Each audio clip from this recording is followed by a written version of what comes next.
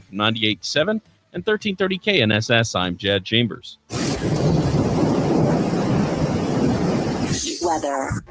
More clouds have moved in. Colder air, too, only getting up to a high of 40 degrees today. You got to bundle up for a bitter breeze early this morning. 10% chance of drizzle. That's mainly going to be late in the day. Could switch over to a little bit of freezing drizzle late tonight. With your Storm Track 3 forecast, I'm meteorologist Ronald Williams. 1, 2, 3, 4. Wichita's official radio voice of the NFL. This is 97.5 and 1240 KFH. Kansas Fan Headquarters, 97.5 and 1240 KFH Wichita, KNSS HD2 Clearwater, and Odyssey Sports Station. Hey Wichita, it's Jacob Albrock. Stay right there for the latest breaking in sports talk. It's Sports Daily coming up next exclusively on 97.5 and 1240 KFH. I'm Patrick Claybon with NFL Network Now on the Westwood One Radio Network. Super Bowl 59 opening night is in the books. Both the Eagles and Chiefs took turns at the podium fielding questions from the media. Both teams will begin practicing on Wednesday. Meanwhile, the Rams and wide receiver Cooper Kupp officially working on a trade. Kupp releasing a statement Monday saying, quote, I was informed that the team will be seeking a trade immediately and will be working with me and my family to find the right place to continue competing for championships. I don't agree with the decision and always believed it was going to begin and end in LA. Kupp, who turns 32 in June, is set to earn $20 million in 2025. Browns defensive end Myles Garrett has also requested a trade. Garrett stated, quote, my desire to win and compete on the biggest stages won't allow me to be complacent. The goal was never to go from Cleveland to Canton. It has always been to compete for and win a Super Bowl. Garrett has 2 years remaining on a 5-year, $125 million extension he signed in 2020. This has been NFL Network Now on the Westwood One Radio Network.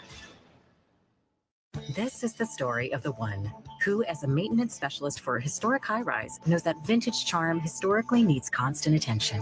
Which is why when it's time to upgrade turn-of-the-century mechanicals, they turn to Grainger. With easy access to 1 million+ products and the scale to deliver when and where you need them. The right tools and supplies are never far away. So the one can keep that vintage building running like new. Call, click Grainger.com, or just stop by. Grainger, for the ones who get it done.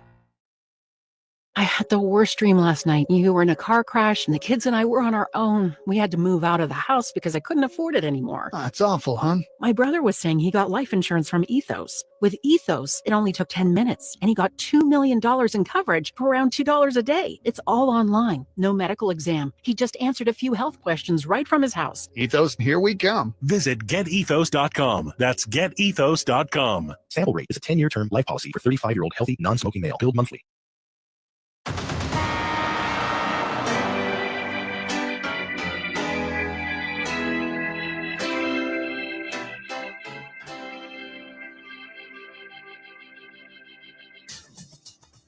Now, from Wichita's most listened to sports radio, 97.5 and 1240 KFH. This is Sports Daily with Jacob Albrock and Tommy Kester.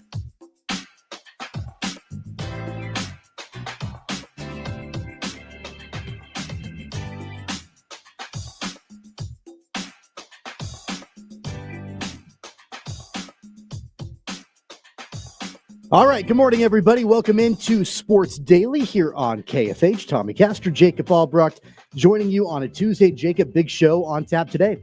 That's right. We're glad to be with you till 11 o'clock, however it is that you are taking in the show, driving to work, listening to us on the Kansas Fan Headquarters, KFH. All good. We appreciate it. When you hop out of the car, you can take us with you on the Odyssey app, or maybe you want to pull us up on the video stream there at work. You can do that on Facebook, on YouTube, on X. And, of course, on 12 News Connected. Always happy to be on 12 News Connected. All the different ways you can take in the show, we appreciate it no matter how it is that you take in the show. We're glad you're here with us. KU plays last night, and Bill Self reminds everybody why he's Bill Self. He's going to do what he wants. They're going to win big over Iowa State at home anyway. We'll talk about that a lot today. A 17-point win over the Cyclones last night. We will get into the Chiefs, who have arrived and sort of taken the stage in New Orleans. We get all the pomp now and, you know, all the celebration and the glamour of the Super Bowl, and there's award ceremonies and there's celebrity parties and all that. Meanwhile, the Chiefs and Eagles probably don't care too much about most of that. and just want to get down to the football. We'll continue to do that. Dan Israel is our Chiefs insider, and he is in New Orleans. And we're going to bring him in to discuss the latest from the Big Easy there. Lots of interesting things happening for you across the sports world. We can maybe dig into some of what we ended with yesterday just briefly on these just massive NBA trades that were made. A headline league certainly making some headlines lately, but it's all on tap for you today. You can give us a call at 869-1240. You can leave us your voice messages through the Odyssey app. All those video streams we mentioned, you can leave us your comments there. You can reach out to us directly on X as well. We see those throughout the show. We're glad you're here with us. We're fueled up. We thank Prairie Fire Coffee for keeping us fueled up every day on Sports Daily and across the Odyssey Network. Tommy, we'll get into KU more in depth next segment, but they bounce back and they get a big win. And they are now tied with Iowa State, who is reeling in the standings. 3 straight losses for Iowa State. The Big 12 is getting very interesting. You have 4 teams inside the top 10 of the net, including Kansas, and 1 just outside in Arizona. Basically, you have 5 teams, outside the top 11. And then you got a lot of other really good quality teams. We talked yesterday. Is K-State one of them if they're playing this way? It's all out there for us. We're excited to have it. What'd you think of that game last night? Remember how we said Bill Self can't play those guys 30 minutes together every game? Well, he did, and he beat Iowa State by 17 at home. So I guess he does know what he's doing. Well, he knows what he's doing for sure. And also when it's Big Monday on ESPN at home, the guy is undefeated in his time at Kansas, Big Monday at home. So, I mean, it was a great performance from start to finish for Kansas. The major issue had been over the last couple of weeks, the Jayhawks not able to put teams away in the second half. Talking about the biggest comeback ever when they played Baylor in Waco over the weekend, talking about, them blowing that 6-point lead against Houston at home last week or a couple weekends ago. So they had really struggled with that. So when they came out and built that big, 15-point lead or whatever it was at halftime, you're cautiously optimistic because they had played really well in the first half, but there was a part of me where I'm like, well, I've seen this movie before, where they've gotten out to a big lead, they played really well. And then, whether it's tired legs or poor execution or a combination of a lot of different things, they weren't able to hold on. Well, they were able to hold on and make it happen from start to finish last night. So a really quality and signature win for the Jayhawks. And, I thought that they did a great job, not only in game planning, but also in execution. Yeah, look, they did. And, it was, again, we'll go into the, to the nitty gritty of it in our next full segment, but it's just good to see them bounce back. It's good to see them flex. It's going to be hard with Kansas. They're good enough to beat anybody. They're good enough at their best to be the best team in the country. It's just, can they get there consistently? Can they get there once the tournament comes around? What is it? They need 5 games in a row. They haven't done that yet this year.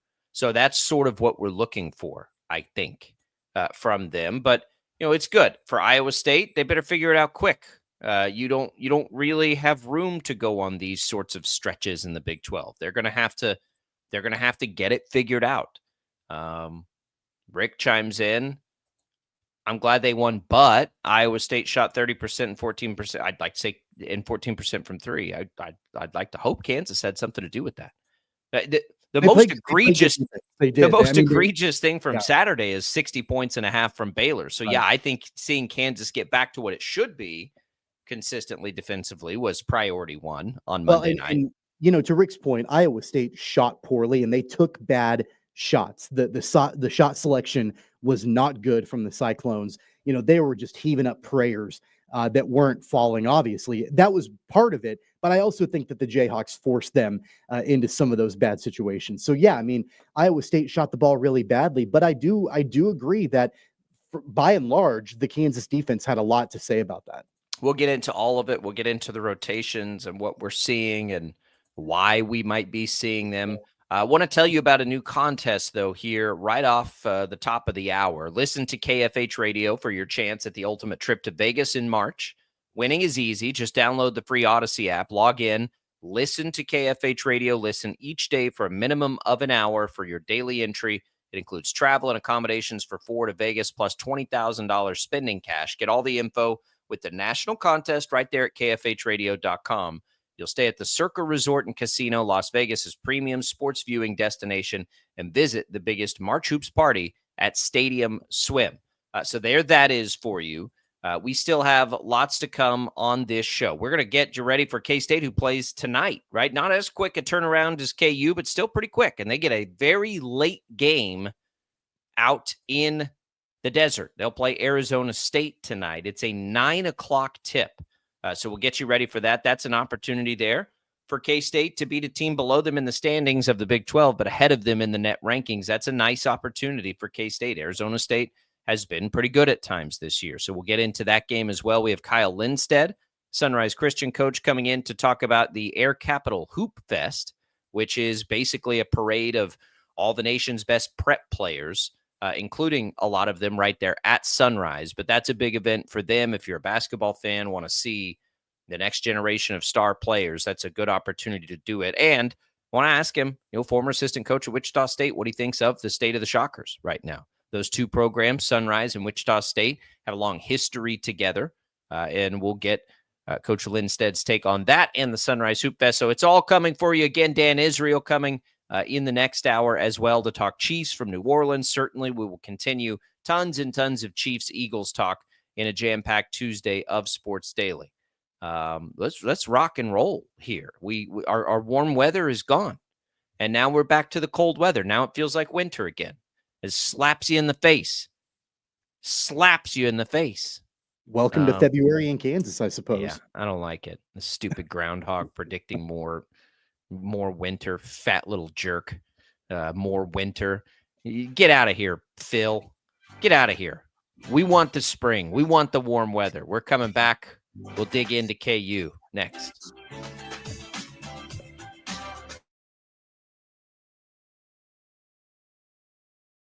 "66 counties, 4 regions, and 1 weather team that you can trust." Find Storm Team 12 every weekday at 5:30 on the KSCW. Whatever the weather and wherever you are, Storm Team 12 is zooming in, going zone by zone to give you a more in-depth look at the forecast and some science behind the storms so you know more.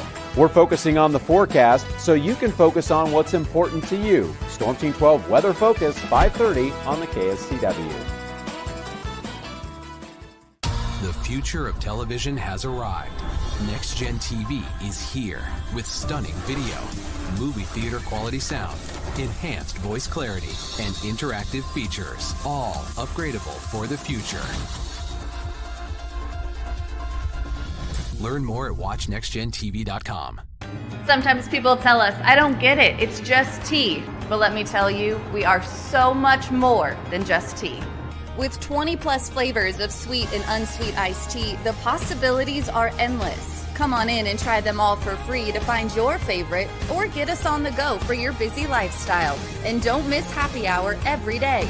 So the next time someone tells you it's just tea, tell them to come by and find out why we say, drink tea, be happy. It's the canvas of our imagination. They tell a story. Clouds affect the events of your day. Sometimes they growl, sometimes they inspire, but they're always the messengers of nature's mood, written in the sky. Storm Team 12 understands the language of clouds. We're dedicated to decoding their message so you know what to expect. Behind every cloud, there is a story waiting to be told. Trust Ross Jansen and Storm Team 12, alerting you first to the impact on your life. When you need help, remember, you're not alone. We are here. We are neighbors. We are together. We are Kansas.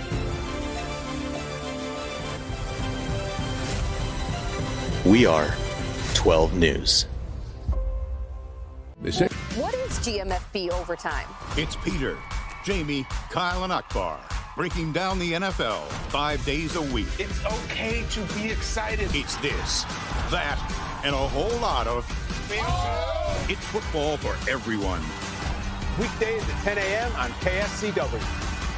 are following a breaking update. Every day, all day, stream the stories that have you talking near and far. Whoever is behind the wheel of this bus is not stopping. From hundreds of local reporters and meteorologists spanning the country. Chaos here this morning at the UW campus. Search LNL for the all-new Local News Live streaming app. Make yourself known now. 310-01 in traffic pursuit. Oh my God, here. Investigate TV Plus begins with real people. We investigate stories that impact you And inspire change every day. Something is broken. Real problems. Why are they hiding it? And real solutions. My daughter was dying in front of me. What was your reaction when he said that? Investigate TV Plus, weekdays at 3:30 p.m. on KWCH. Sometimes people tell us, I don't get it, it's just tea. But let me tell you, we are so much more than just tea. With 20 plus flavors of sweet and unsweet iced tea, the possibilities are endless. Come on in and try them all for free to find your favorite or get us on the go for your busy lifestyle. And don't miss happy hour every day. So the next time someone tells you it's just tea, tell them to come by and find out why we say drink tea, be happy. Mornings are busy. We're here to make your mornings better. We report the stories that affect you. 3 more hospitalized from contaminated apple juice just a day after the FDA issued a recall. We're here to make your mornings better. Closing east and westbound lanes of K96 for repairs. With 12 News, you're prepared for your whole day. Scattered thunderstorms across the state into the afternoon. Stay a step ahead with 12 News this morning on KWCH and KSCW.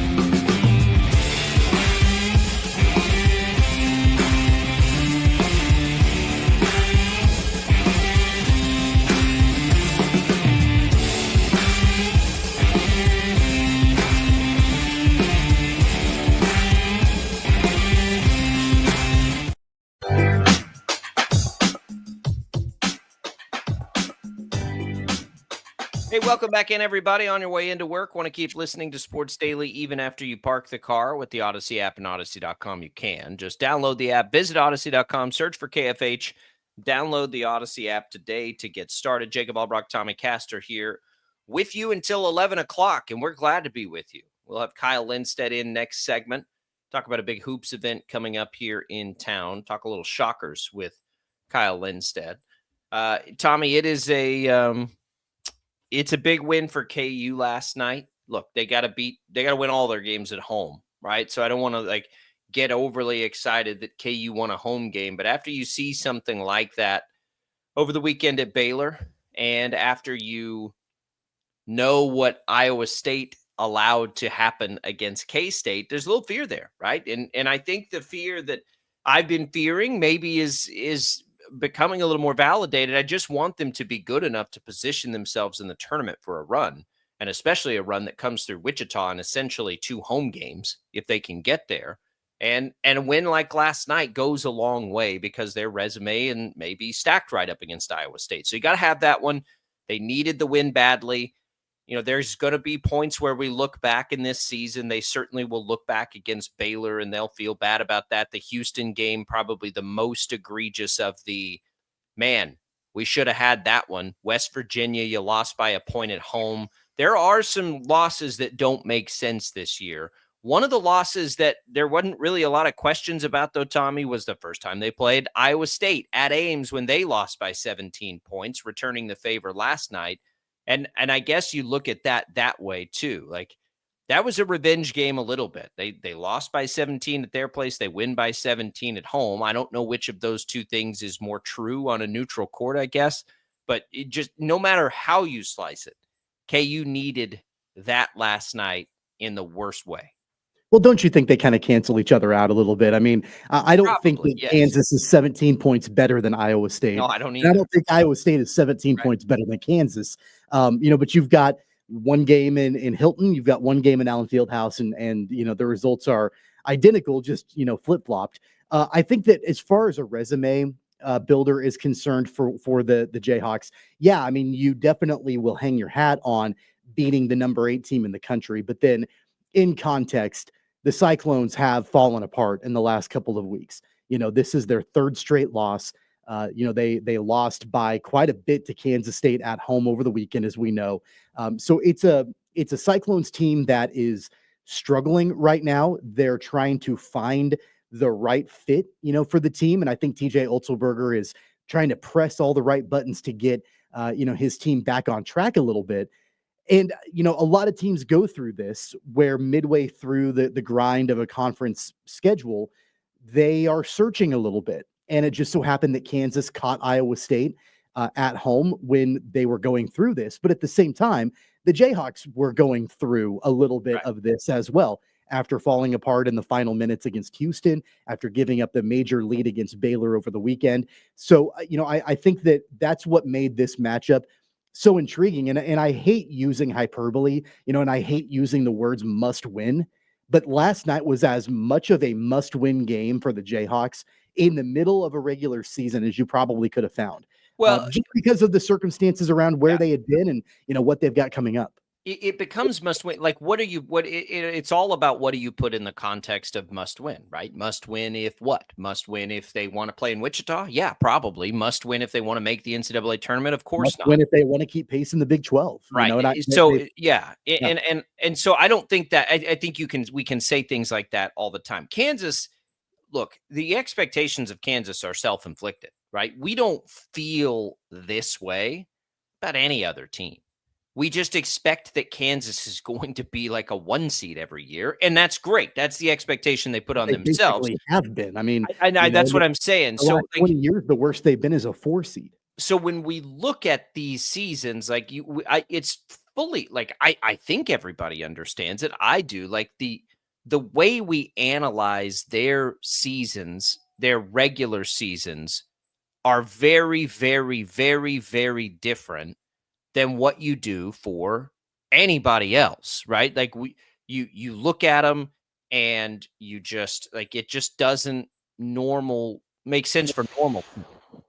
But that is what it is. That's the expectation that you put on yourself. So yeah, when you lose any game at home, it's like, that can't happen. That's unacceptable.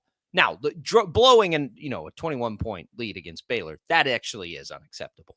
But most of the time, it's just Kansas followers being like way unreasonable with the expectations of Kansas in college basketball, but they're self-inflicted. And so I think that's a part of it. And that's a part of being one of these blue bloods. But even among the blue bloods, there's not anybody that's consistently there like Kansas. We know that. Nobody is. And so here we are. And what is this team? And what are they capable of? Well, they're capable of being the top team in the country. I really do believe that. If they play their best game, I'll take them against anybody. Their best game. Finding their best game consistently has been a big, big challenge. Big challenge. And so you got to get there, right? How do you get back to the best team that you can be? And that's where we get into this debate of minute distribution, right? Minute distribution. What does that look like? You can't keep playing KJ and DeJuan and Dickinson together for that much. Man, they did it last night as much as they have in any game this season. So, I think it's all situational, I guess. Like, when do you do it and when do you not do it is a pretty big question for the Jayhawks. Pretty big. It works both ways. So which do you want, I guess? Well, one of the things that came out of the game last night is it sounded like from the reports that I was reading that the fan base, at least the crowd in Allen Fieldhouse, they were chanting, for Flory Badunga. Like, they wanted Flory Badunga to play more minutes and needed him to come out and execute. And I think that from what I had read, that it seemed to get to Flory Badunga's head maybe a little bit, or that, the pressure was definitely on him, because let's be honest, like, he didn't have his best game as a Jayhawk. And on the flip side, you've got KJ Adams, who played pretty well. And that's sort of become the narrative, right? It's become sort of the conversation about how many minutes does KJ Adams play? How many minutes does Flory Badunga play? Are those two guys interchangeable? Then you throw in Hunter Dickinson into the mix. And, how do you rotate those three guys? And do you have all three of them on the court at the same time? I felt like with what KJ Adams brought last night is what he typically brings. He brings that spark. He brings that energy factor. He brings, that sort of that spark. And he was able to do that at a more consistent pace last night, I felt like. But it certainly doesn't quiet the conversation about that minute distribution between Flory and KJ. I don't know what's going on with Flory and how he plays 14 minutes after he's looked so good. And I think that some of it has to do with, like I mentioned, I think that, from what I had heard, the kid's young. You've got people in Allen Fieldhouse that are chanting his name, that, are wanting him to play more. That's a lot of pressure on his shoulders. And look, I'll be the first person to say with KJ Adams, he's been put in a really unfair situation, because I felt like for a long time, while he's a great spark guy, I think that occasionally he's asked to do things that are not part of his game. And so then when he doesn't execute it at a high level, he gets a lot of criticism, but I'm not sure that that's really ever been his game. That being said, though, he did bring energy at a much higher clip last night than I think what he's been able to do most recently. Yeah.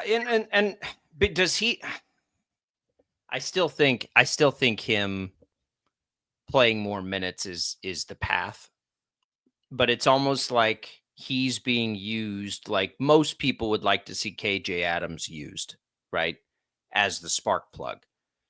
KJ Adams last night, 33 minutes of basketball, 6 points, 3 rebounds, 5 assists. They played really good collective defense, and he's a big part of that. But when you're looking for production, like statistical production, if you will, KJ Adams isn't going to be that. It almost feels like there's a role reversal, and maybe it's just as simple as you feel it out and then you can make the switch in the game. I don't know. AJ Storr had his moments last night. Certainly in the first half, is becoming a little bit more of a spark plug. He has been far more productive lately, it feels like, than Rylan Griffin has, but Griffin continues to get the starts. I think Griffin was great, and I think that you need to have Griffin in the starting lineup moving forward. The thing about Griffin was that he took a lot of really good shots that didn't fall. He finally saw a couple of them fall late in the game. I just think that what he's able to do from a quickness perspective, that's something that the Jayhawks have needed. And there were a couple of plays on fast break or where Griffin was able to cut to the hoop where he's really difficult to defend. And so I think, both him and Storr have a ton of great upside. That's why everybody was so excited for them to join the Jayhawks this year. I personally think that we're not going to see many more, maybe zero situations moving forward where Griffin's not in the starting lineup. That may be the case, but I do think Storr's offensive upside is higher.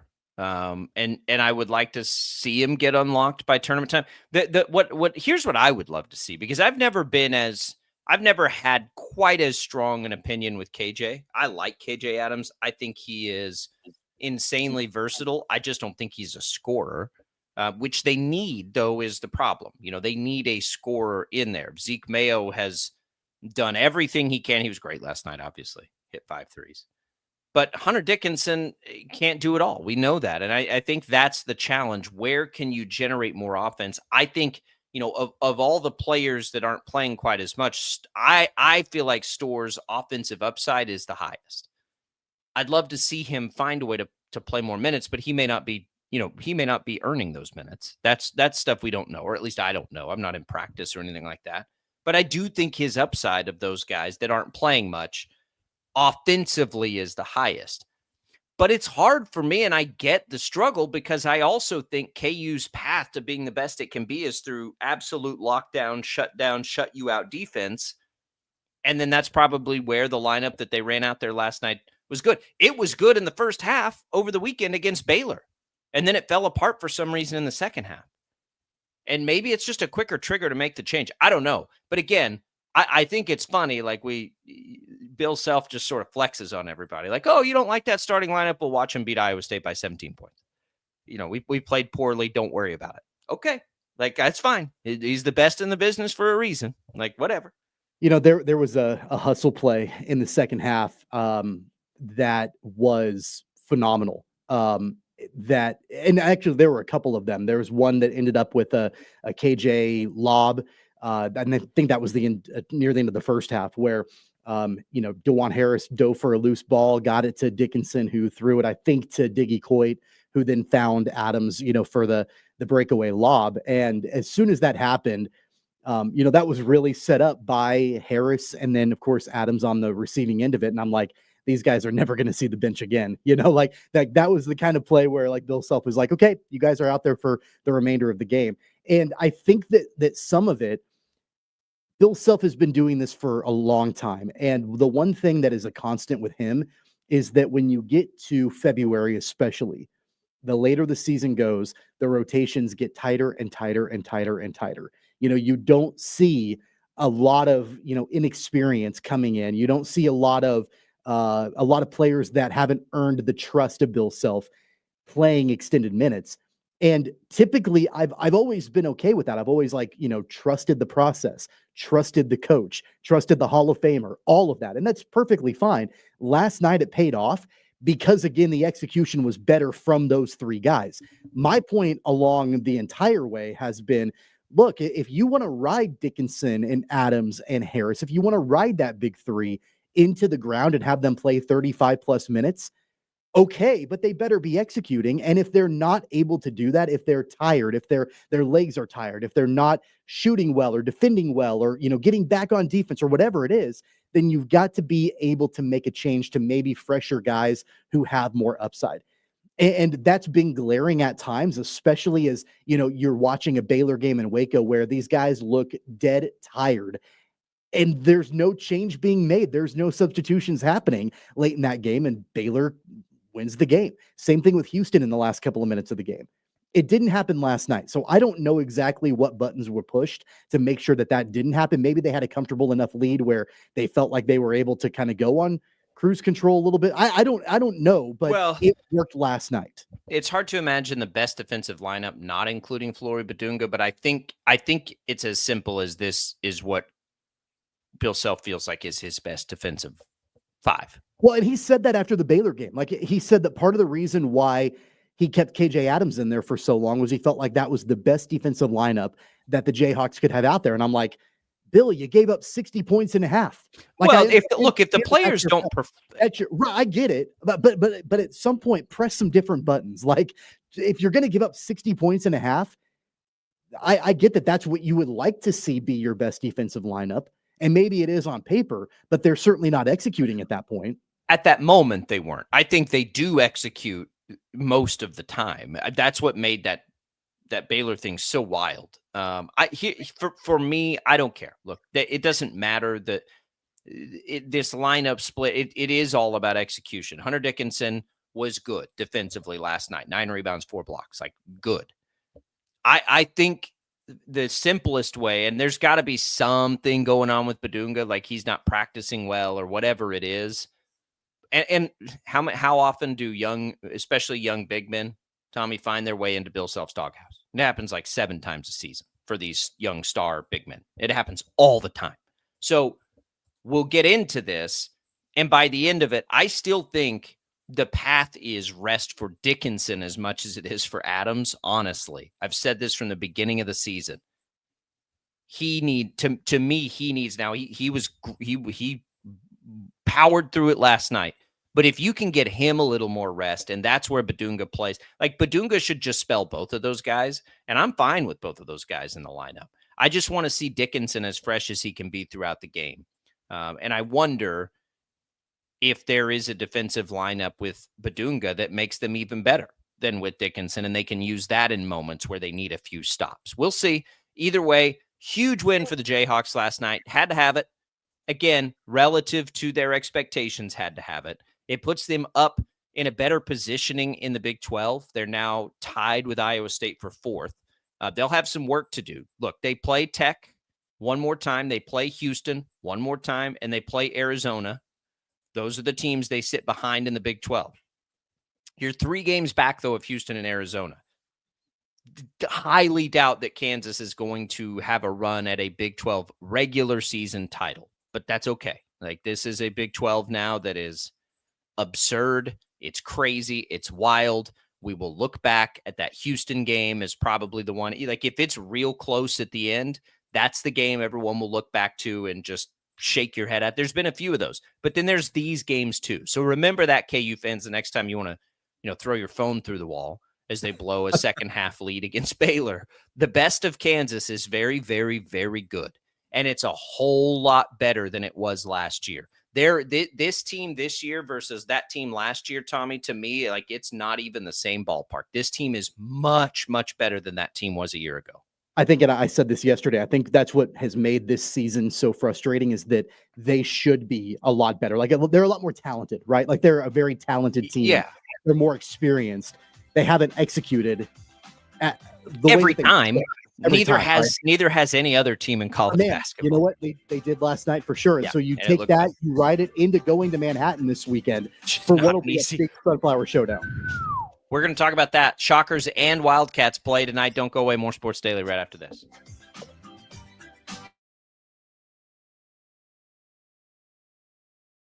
66 counties, 4 regions, and 1 weather team that you can trust. Find Storm Team 12 every weekday at 5:30 on the KSCW.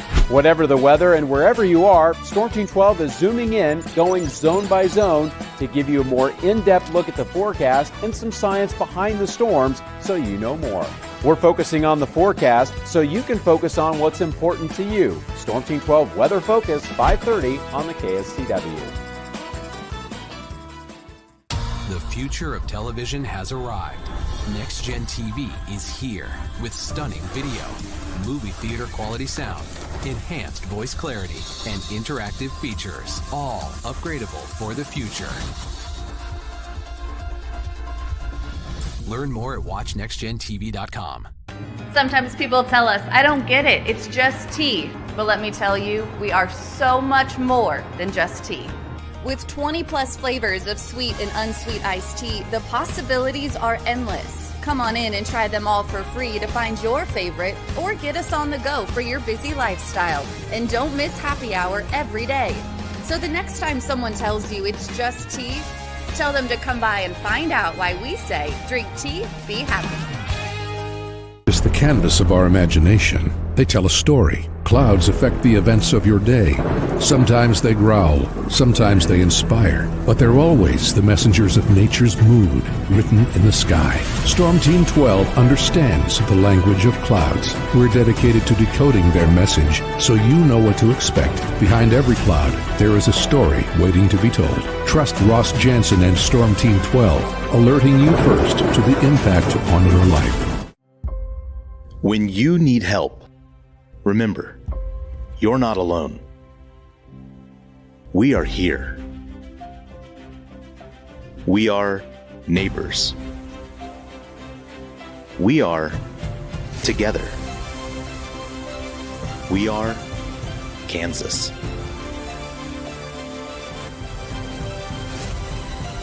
We are 12 News. What is GMFB Overtime? It's Peter, Jamie, Kyle, and Akbar breaking down the NFL 5 days a week. It's okay to be excited. It's this, that, and a whole lot of...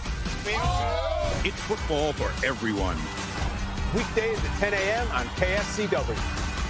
Are following a breaking update. Every day, all day, stream the stories that have you talking near and far. Whoever is behind the wheel of this bus is not stopping. From hundreds of local reporters and meteorologists spanning the country. Chaos here this morning at the UW campus. Search LNL for the all-new Local News Live streaming app. Make yourself known now. 831001 in traffic pursuit. Oh my God, here. Investigate TV Plus begins with real people. we investigate stories that impact you and inspire change every day. Something is broken. Real problems. Why are they hiding it? And real solutions. My daughter was dying in front of me. What was your reaction when he said that? Investigate TV Plus, weekdays at 3:30 p.m. on KWCH. Sometimes people tell us, I don't get it, it's just tea. But let me tell you, we are so much more than just tea. With 20 plus flavors of sweet and unsweet iced tea, the possibilities are endless. Come on in and try them all for free to find your favorite or get us on the go for your busy lifestyle. And don't miss happy hour every day. So the next time someone tells you it's just tea, tell them to come by and find out why we say drink tea, be happy. Mornings are busy. We're here to make your mornings better. We report the stories that affect you. 3 more hospital lies from contaminated apple juice just a day after the FDA issue a recall. We're here to make your mornings better. Closing east and westbound lanes of K96 for repairs. With 12 News, you're prepared for your whole day. Scattered thunderstorms across the state into the afternoon. Stay a step ahead with 12 News this morning on KWCH and KSCW.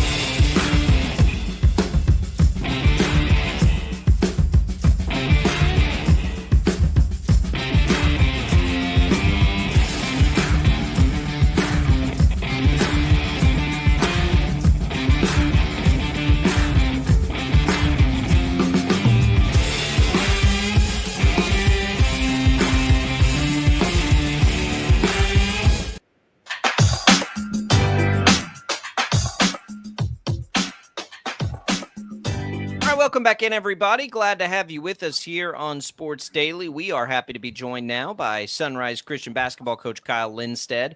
Got a huge event coming up here in Wichita, the Air Capital Hoop Fest coming up this week. And if you don't know what that is, it is as much high school prep talent collected in one place as you'll ever see, including for Sunrise. We know, Coach, you guys always have all these great players. Now you're welcoming in a ton of them all in one place.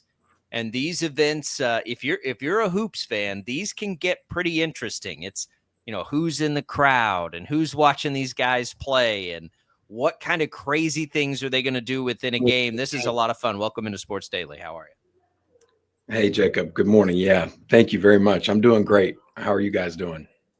We're good. We're good. It's that time of year. It's basketball season, man. How can you not be happy right now? Yeah, happy and tired, I think. From one airplane to the next right now for us. So we're super excited to be playing some league games in Wichita. It's a good opportunity for us. Coach, what does it mean for you, like as heading up this squad, to have your guys playing and representing Wichita in this huge weekend of prep basketball where you've got some of the top talent, not only on your team, but around the country, all coming into Wichita? Yeah, it's exciting. I think being from Wichita, growing up in Wichita and being a basketball guy my whole life, as many people here in Wichita are, I understand the love for the game that many Wichitans have. And people from Kansas. And so to be able to bring, a bunch of future NBA guys here to town and it's not just the talent level. These guys are big, they're long, they're athletic. And I understand how Wichitans like their basketball, and they like it when it's a little bit more physical and about defense. And that's what this will be. You got a bunch of guys that, this is a league game. So, we're fighting to make the league tournament, a national tournament where only the top 8 teams in the country make it. And a lot of these teams, including ourselves, are the ones fighting for it. So I just think the level of talent that'll be on display, but I think it's just good basketball. if you love basketball, you know, it's more than just dunks and future NBA guys. It's like these dudes are going to be playing hard, and it's going to be a dogfight. It always is. It's such an interesting part of the local basketball community. You've spent, 2 stints there now, which is really interesting to me now, in the second time after time at major Division I college basketball, including with the Shockers, which we'll ask you about here in a little bit. But then into the NBA a little bit as well, and now back to Sunrise. What has the journey back been like? How is that any different maybe than the first time around? Yeah, that's a great question. I mean, completely fulfilled is how I feel, being here and being in this place. This is home. My father started the school. I went to school here. I met my wife here. My wife and I have 6 kids. They're 3 of which are out of the house, grown up and married. And so to stop traveling all the time year round and just do it during the season is great. And, I feel like I kind of went on this basketball journey where it was about learning as much as I could about the game. And I believe all of that occurred so I could be here again and teach the game to guys that need it. I mean, these guys are guys that are getting ready to go into a business world, and the game is totally different than what they think it is right now. And so, we have some hard days where it's not quite as easy as they think it should be. That's a nice way to put it.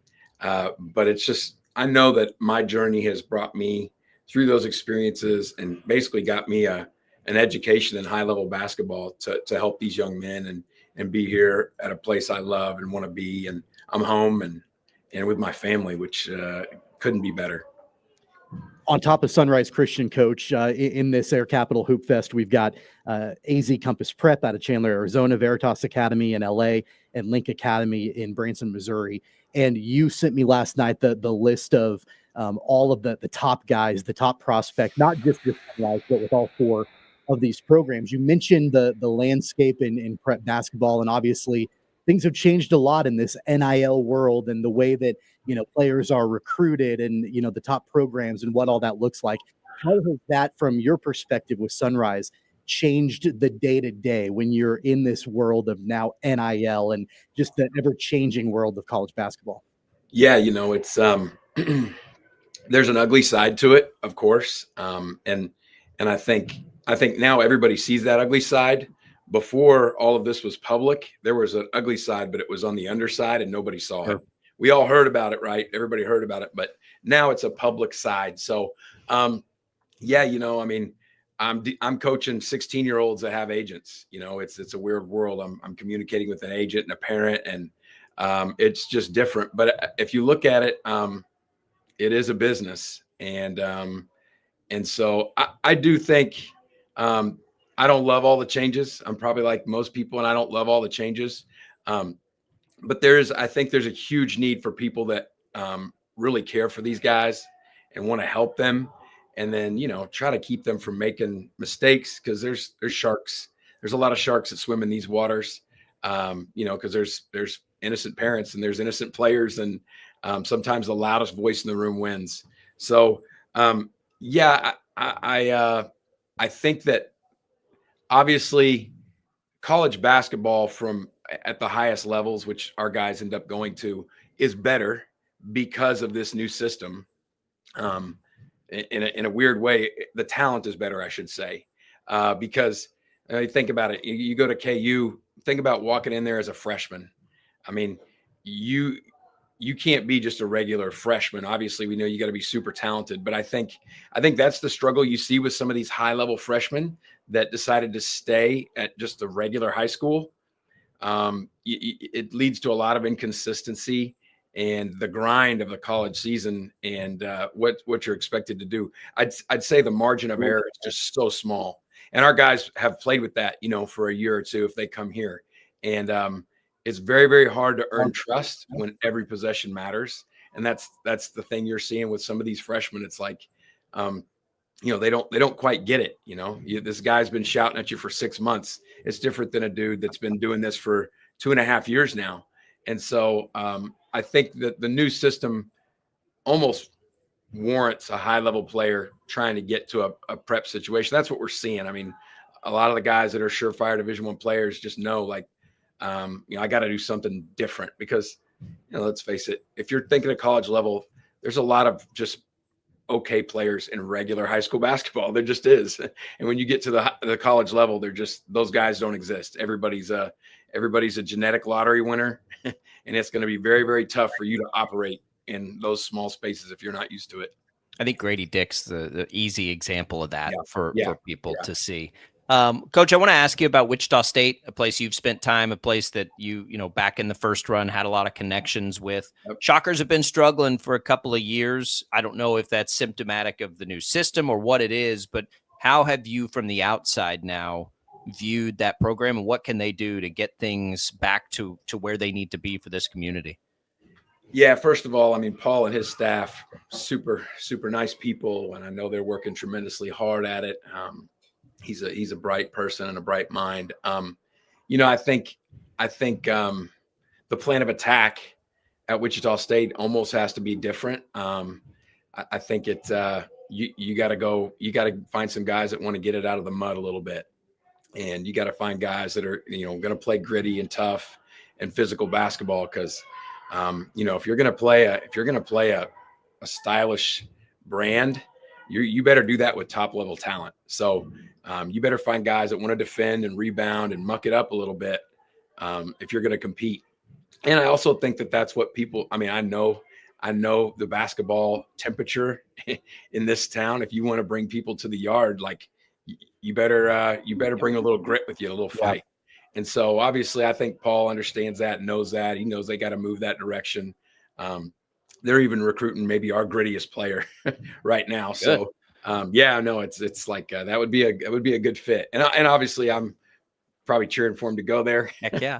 A little bit because just keep him close to home. And then obviously love to help the Shocks if we can.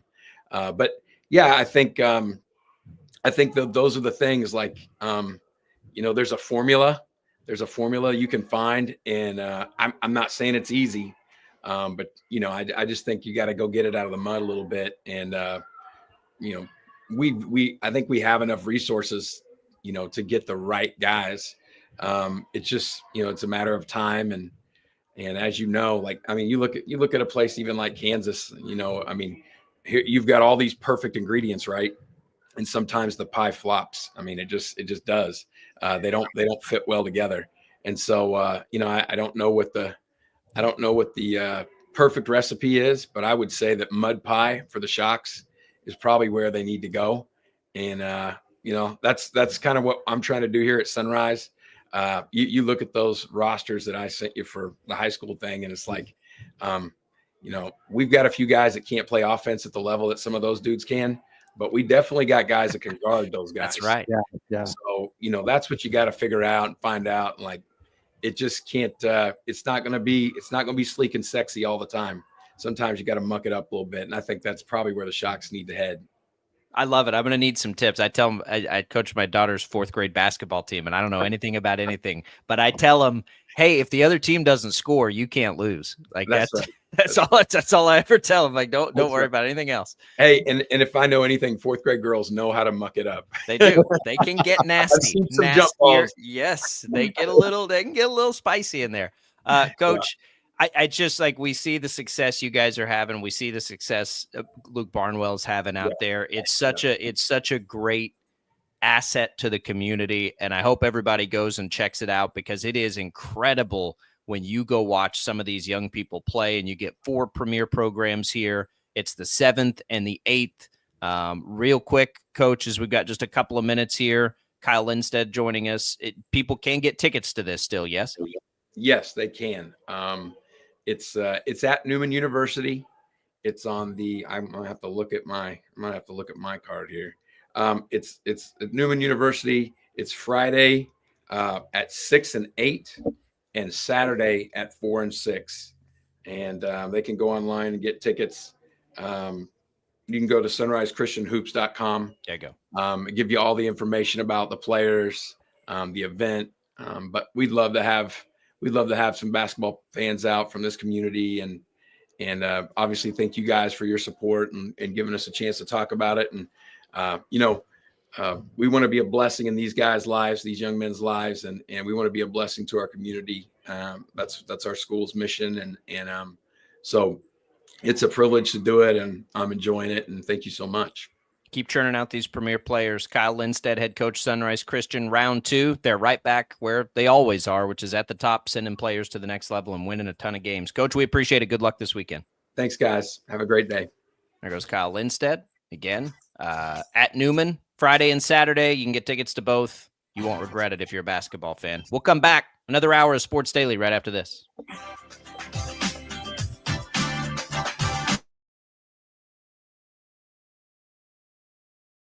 66 counties, 4 regions, and 1 weather team that you can trust. Find Storm Team 12 every weekday at 5:30 on the KSCW. Whatever the weather and wherever you are, Storm Team 12 is zooming in, going zone by zone to give you a more in-depth look at the forecast and some science behind the storms so you know more. We're focusing on the forecast so you can focus on what's important to you. Storm Team 12 Weather Focus, 5:30 on the KSCW. The future of television has arrived. Next Gen TV is here with stunning video, movie theater quality sound, enhanced voice clarity, and interactive features, all upgradable for the future. Learn more at watchnextgentv.com. Sometimes people tell us, I don't get it, it's just tea. But let me tell you, we are so much more than just tea. With 20 plus flavors of sweet and unsweet iced tea, the possibilities are endless. Come on in and try them all for free to find your favorite or get us on the go for your busy lifestyle. And don't miss happy hour every day. So the next time someone tells you it's just tea, tell them to come by and find out why we say, drink tea, be happy. It's the canvas of our imagination. They tell a story. Clouds affect the events of your day. Sometimes they growl, sometimes they inspire, but they're always the messengers of nature's mood written in the sky. Storm Team 12 understands the language of clouds. We're dedicated to decoding their message so you know what to expect. Behind every cloud, there is a story waiting to be told. Trust Ross Jansen and Storm Team 12, alerting you first to the impact on your life. When you need help, remember, you're not alone. We are here. We are neighbors. We are together. We are Kansas.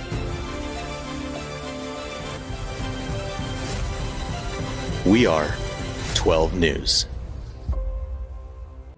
What is GMFB Overtime? It's Peter, Jamie, Kyle, and Akbar breaking down the NFL 5 days a week. It's okay to be excited. It's this, that, and a whole lot of It's football for everyone.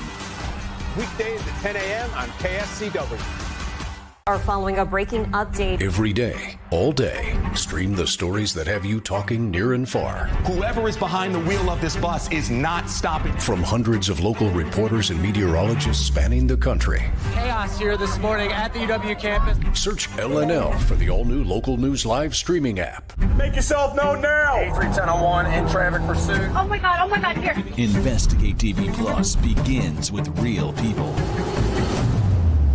We investigate stories that impact you. And inspire change every day. Something is broken. Real problems. Why are they hiding it? And real solutions. My daughter was dying in front of me. What was your reaction when he said that? Investigate TV Plus, weekdays at 3:30 p.m. on KWCH. Sometimes people tell us, I don't get it, it's just tea. But let me tell you, we are so much more than just tea. With 20 plus flavors of sweet and unsweet iced tea, the possibilities are endless. Come on in and try them all for free to find your favorite or get us on the go for your busy lifestyle. And don't miss happy hour every day. So the next time someone tells you it's just tea, tell them to come by and find out why we say, drink tea, be happy. Mornings are busy. We're here to make your mornings better. We report the stories that affect you. 3 more hospitalized from contaminated apple juice just a day after the FDA issued a recall. We're here to make your mornings better. Closing east and westbound lanes of K96 for repairs. With 12 News, you're prepared for your whole day. Scattered thunderstorms across the state into the afternoon. Stay a step ahead with 12 News this morning on KWCH and KSCW.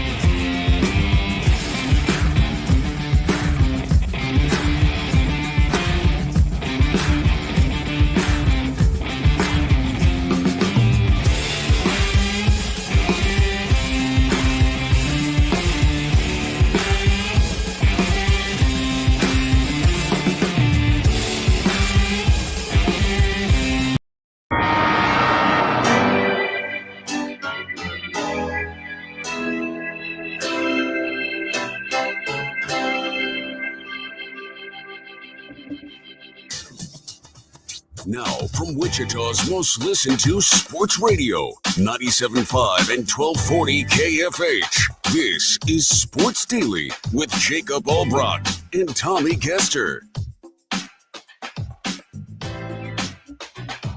All right, welcome back in, everybody. Sports Daily here on KFH. Glad to be with you for another hour. It is Jacob Albrock, Tommy Castor. Our thanks to Kyle Lindstedt. If you missed any of that interview about a big event, the Sunrise Hoop Fest coming up this weekend, the Wichita Hoop Fest, featuring Sunrise Christian and a ton of great young basketball players. You can go back on the Odyssey app and find all the details, get his take on Wichita State. The Shockers playing tonight, says they need to muck it up a little bit. Boy, I agree. I think that's going to be a ticket for Wichita State and a lot of college basketball teams, honestly.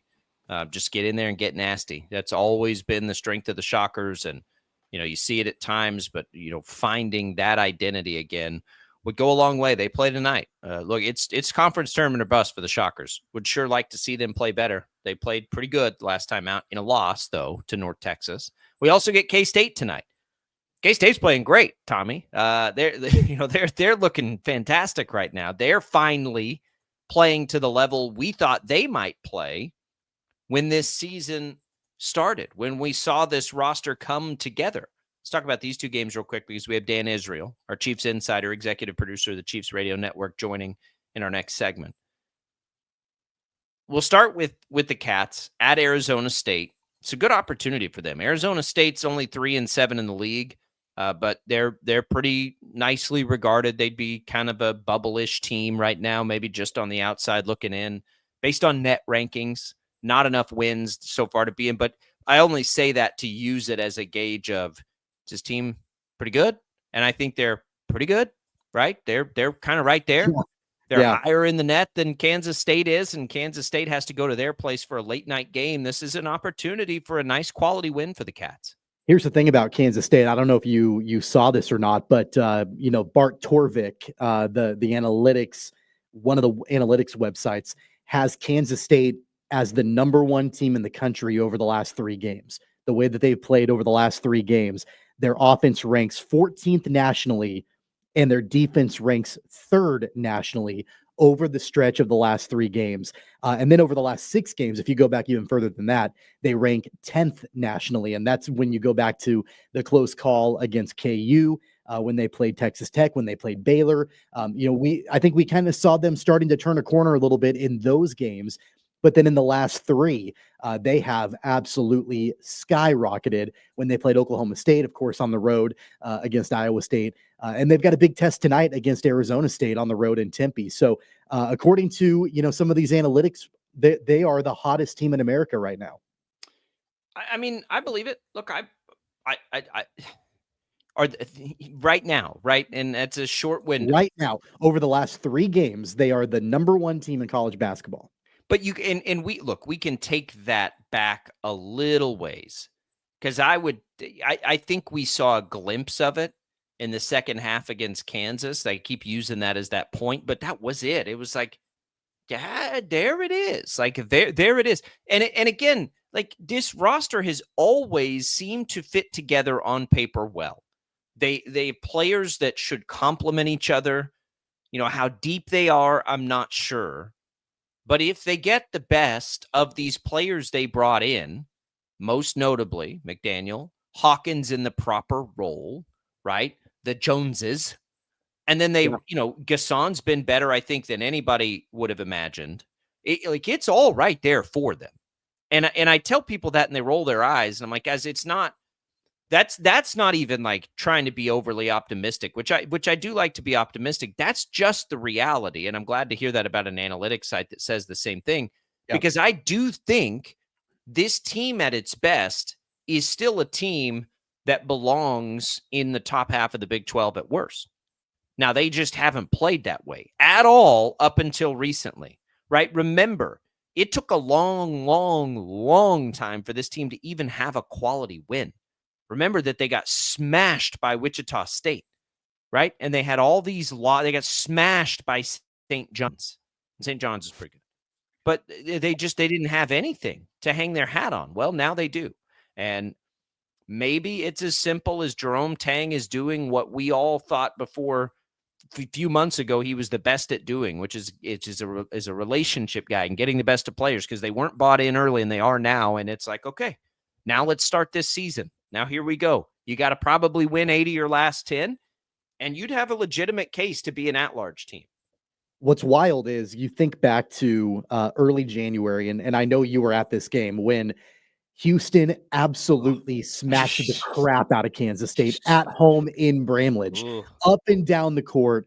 Things were down bad at that point. The vibes were not good in Manhattan. You and I were having conversations on this show about what does the future look like for Jerome Tang, and our K-State insider Tim Fitzgerald was talking about how even if Kansas State wanted to move on from him, they couldn't afford to do that. Like, that's how bad things were a month ago in Manhattan. And since that time, I don't think anybody predicted that there would be this kind of turnaround. I think people thought that there would be some improvement, hopefully, that they would be able to find their footing a little bit and get some wins against teams like Oklahoma State, maybe West Virginia in that stretch. But I don't think anybody saw a 19-point road win in Ames, Iowa on the bingo card. I don't think anybody saw that. I don't think anybody saw, just kind of the way I know you did. I know you bet it, but I don't think I thought that they would cover. I certainly didn't think that they would win. That was the bet. But at the end of the day, I don't think anybody, probably yourself included, sitting inside Bramlage Coliseum in that early January day, thought that they would see such a turnaround from the Wildcats after they got drubbed by Houston at home. No, I did. And it wasn't like Arizona. I mean, Iowa State wasn't the light bulb moment. It wasn't. It was a variety. It could have been a variety of places. I think it was them hanging within 10 to Kansas in Allen Fieldhouse. I do too. I think especially in the set. What was? Let me just pull it up. The score in the second half. It was 45-45 in the second half. Like, they were right there, and that's where it was like, okay. Because early on in that game, remember, it looked like they were going to get just smashed, and they didn't. I think the Baylor game was a part of it too. Like, absolutely. There wasn't anything. There wasn't anything we saw in the Baylor game that was anything remotely close to what we were seeing in other games. And there are going to be moments probably for them where they look back and are like the TCU and the Tech games for them. You're like, man, yes, it was a product of not playing well and buying in, but they had some bad luck in there. Maybe it turns. This is going to be a really good gauge of it tonight. I don't expect, the path for them is long, right? You have to basically win against Arizona State, BYU, Utah, Arizona State twice, UCF, Colorado, Cincinnati. You can't really stumble there unless you want to win 2 of 3 from Kansas, Arizona, and Iowa State again. I think if they win one of those 3 and don't lose any of the others, I think this team would be in the NCAA tournament. That's how crazy this is. And it's a symptom of the Big 12 more than anything else. But that could be their path. And what's not crazy, Tommy, as we saw over the weekend, if they just play their best game, They could absolutely do that. Absolutely. Is it too much to ask of a college basketball team? Probably. Probably so. College basketball is not that consistent. We don't ever see that really in college basketball. We certainly, I think it would be a difficult task to ask a team who has been so wildly inconsistent this year.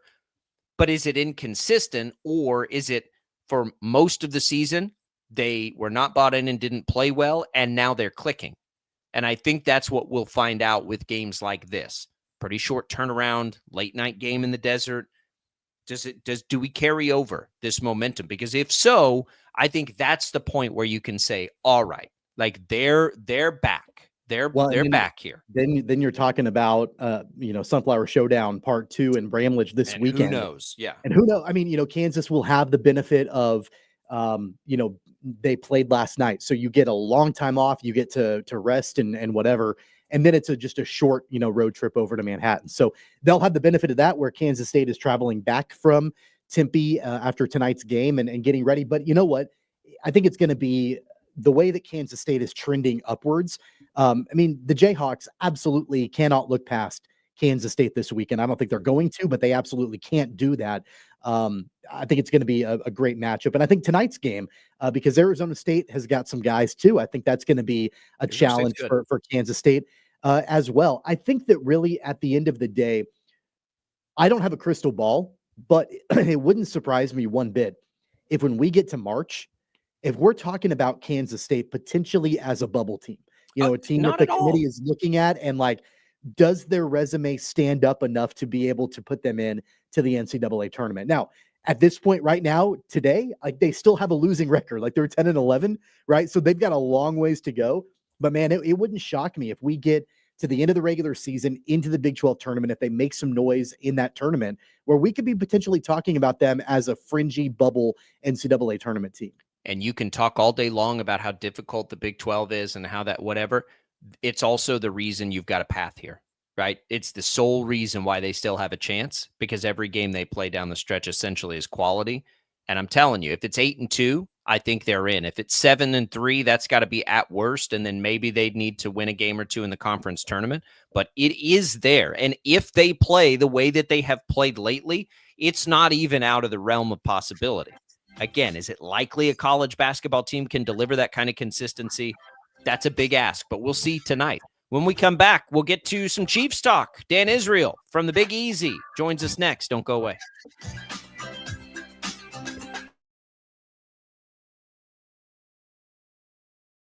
66 counties, 4 regions, and 1 weather team that you can trust. Find Storm Team 12 every weekday at 5:30 on the KSCW. Whatever the weather and wherever you are, Storm Team 12 is zooming in, going zone by zone to give you a more in-depth look at the forecast and some science behind the storms so you know more. We're focusing on the forecast so you can focus on what's important to you. Storm Team 12 Weather Focus, 5:30 on the KSCW. The future of television has arrived. Next Gen TV is here with stunning video, movie theater quality sound, enhanced voice clarity, and interactive features, all upgradable for the future. Learn more at watchnextgentv.com. Sometimes people tell us, I don't get it, it's just tea. But let me tell you, we are so much more than just tea. With 20 plus flavors of sweet and unsweet iced tea, the possibilities are endless. Come on in and try them all for free to find your favorite, or get us on the go for your busy lifestyle. And don't miss happy hour every day. So the next time someone tells you it's just tea, tell them to come by and find out why we say, drink tea, be happy. It's the canvas of our imagination. They tell a story. Clouds affect the events of your day. Sometimes they growl, sometimes they inspire, but they're always the messengers of nature's mood, written in the sky. Storm Team 12 understands the language of clouds. We're dedicated to decoding their message so you know what to expect. Behind every cloud, there is a story waiting to be told. Trust Ross Jansen and Storm Team 12, alerting you first to the impact on your life. When you need help, remember, you're not alone. We are here. We are neighbors. We are together. We are Kansas.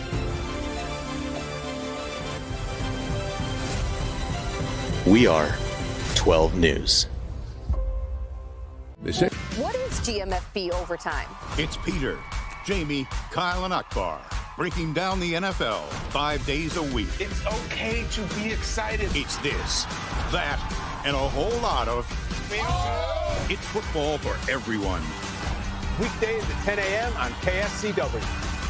Are following a breaking update. Every day, all day, stream the stories that have you talking near and far. Whoever is behind the wheel of this bus is not stopping. From hundreds of local reporters and meteorologists spanning the country.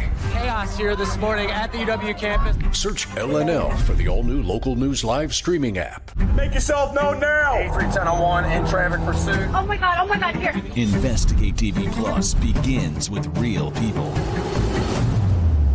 We investigate stories that impact you. And inspire change every day. Something is broken. Real problems. Why are they hiding it? And real solutions. My daughter was dying in front of me. What was your reaction when he said that? Investigate TV Plus, weekdays at 3:30 p.m. on KWCH. Sometimes people tell us, I don't get it, it's just tea. But let me tell you, we are so much more than just tea.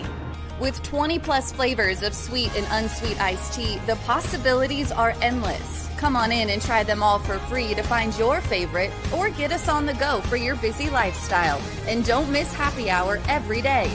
So the next time someone tells you it's just tea, tell them to come by and find out why we say drink tea, be happy. Mornings are busy. We're here to make your mornings better. We report the stories that affect you. 3 more hospital lies from contaminated apple juice just a day after the FDA issue a recall. We're here to make your mornings better. Closing east and westbound lanes of K96 for repairs. With 12 News, you're prepared for your whole day. Scattered thunderstorms across the state into the afternoon. Stay a step ahead with 12 News this morning on KWCH and KSCW.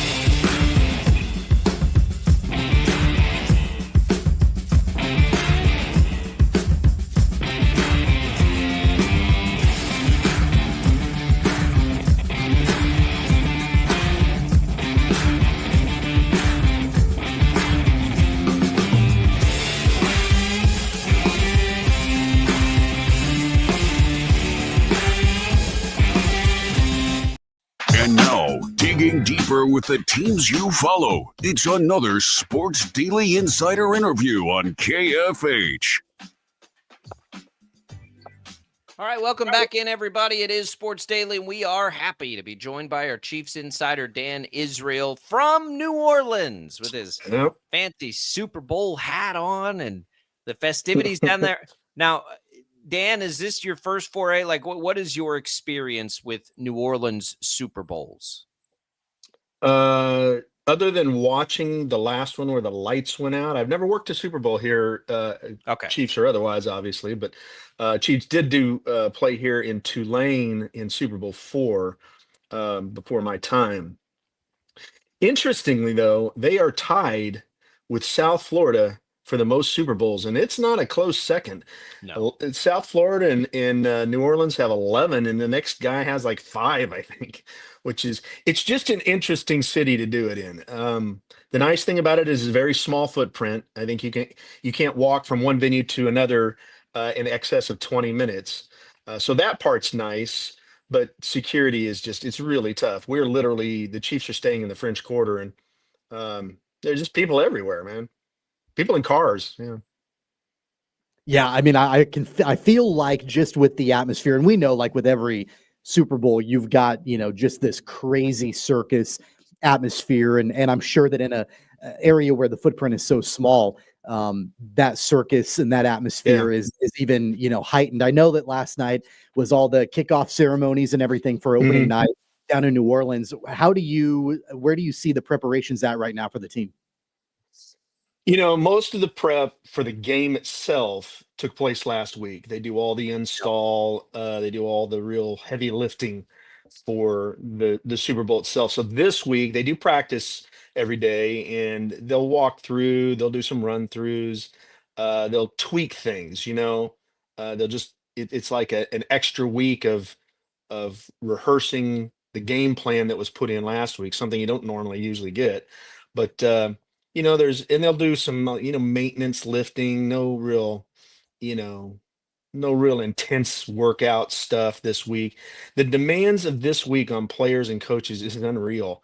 There's nothing like it. I mean, the schedule is every half an hour or something else is happening, and then you have so much immediate attention. Like last night, the Chiefs went on second. It was 8:45 before they even went on the stage, and so they get home probably after they're bussed back home.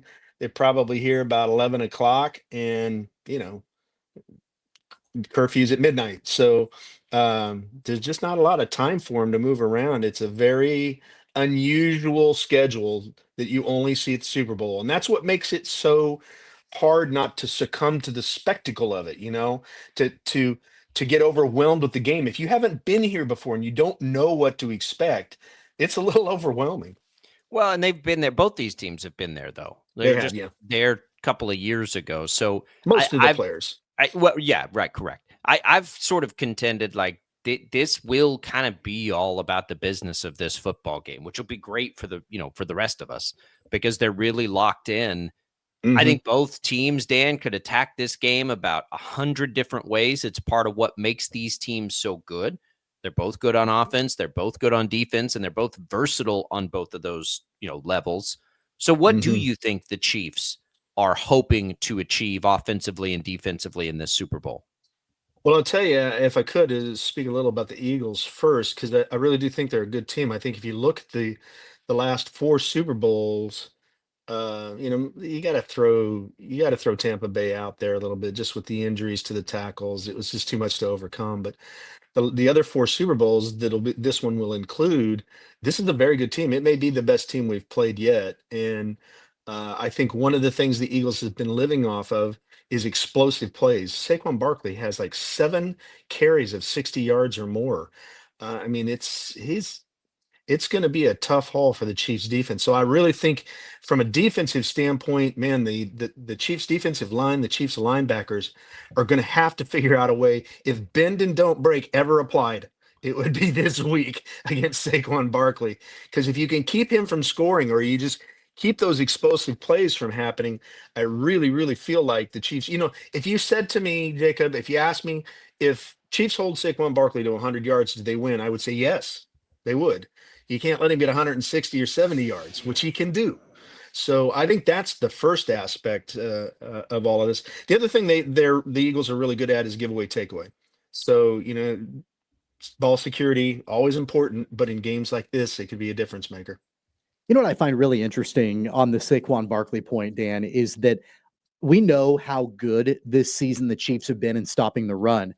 A lot of teams, when they are deploying their running game, it's a ball control type thing. They want to keep the ball. They want to keep possession. They want to run the clock. They want to do all those different things.